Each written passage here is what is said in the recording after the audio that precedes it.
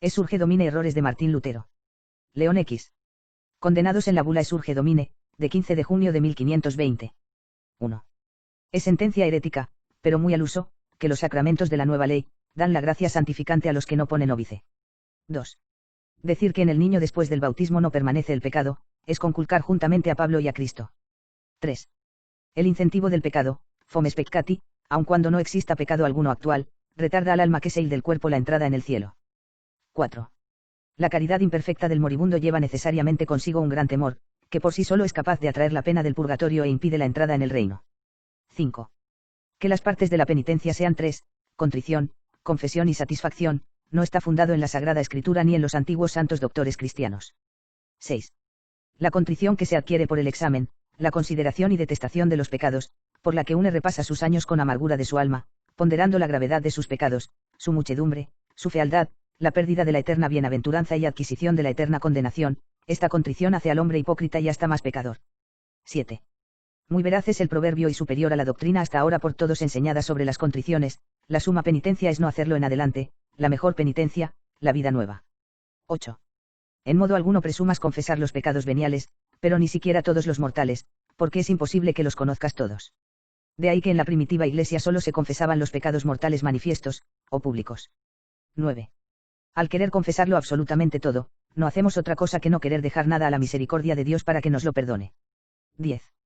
A nadie le son perdonados los pecados, si, al perdonárselos el sacerdote, no cree que le son perdonados, muy al contrario, el pecado permanecería, si no lo creyera perdonado.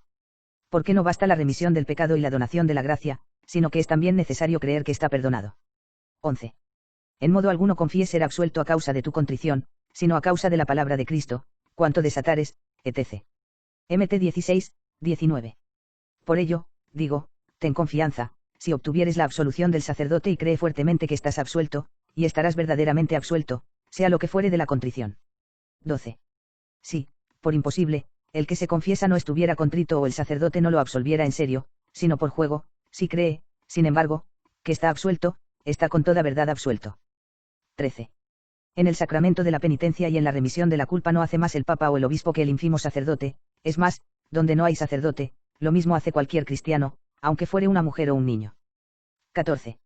Nadie debe responder al sacerdote si está contrito, ni el sacerdote debe preguntarlo. 15. Grande es el error de aquellos que se acercan al sacramento de la Eucaristía confiados en que se han confesado, en que no tienen conciencia de pecado mortal alguno, en que han previamente hecho sus oraciones y actos preparatorios, todos ellos comen y beben su propio juicio. Mas si creen y confían que allí han de conseguir la gracia, esta sola fe los hace puros y dignos. 16. Oportuno parece que la Iglesia estableciera en general concilio que los laicos recibieran la comunión bajo las dos especies, y los bohemios que comulgan bajo las dos especies, no son herejes, sino cismáticos. 17. Los tesoros de la Iglesia, de donde el Papa da indulgencias, no son los méritos de Cristo y de los santos. 18. Las indulgencias son piadosos engaños de los fieles y abandonos de las buenas obras, y son del número de aquellas cosas que son lícitas, pero no del número de las que convienen. 19. Las indulgencias no sirven, a aquellos que verdaderamente las ganan, para la remisión de la pena debida a la divina justicia por los pecados actuales. 20. Se engañan los que creen que las indulgencias son saludables y útiles para provecho del espíritu. 21. Las indulgencias solo son necesarias para los crímenes públicos y propiamente solo se conceden a los duros e impacientes. 22. A 6 géneros de hombres no son necesarias ni útiles las indulgencias, a saber, a los muertos o moribundos, a los enfermos, a los legítimamente impedidos, a los que no cometieron crímenes, a los que los cometieron, pero no públicos, a los que obran cosas mejores. 23. Las excomuniones son solo penas externas y no privan al hombre de las comunes oraciones espirituales de la Iglesia. 24. Hay que enseñar a los cristianos más a amar la excomunión que a temerla. 25. El romano pontífice, sucesor de Pedro, no fue instituido por Cristo en el bienaventurado Pedro vicario del mismo Cristo sobre todas las iglesias de todo el mundo. 26. La palabra de Cristo a Pedro, todo lo que desatares sobre la tierra etc. Mt 16, se extiende solo a lo atado por el mismo Pedro. 21. Es cierto que no está absolutamente en manos de la Iglesia o del Papa, establecer artículos de fe, mucho menos leyes de costumbres o de buenas obras. 28. Si el Papa con gran parte de la Iglesia sintiera de este o de otro modo, y aunque no errara, todavía no es pecado o herejía sentir lo contrario, particularmente en materia no necesaria para la salvación, hasta que por un concilio universal fuere aprobado lo uno, y reprobado lo otro. 29.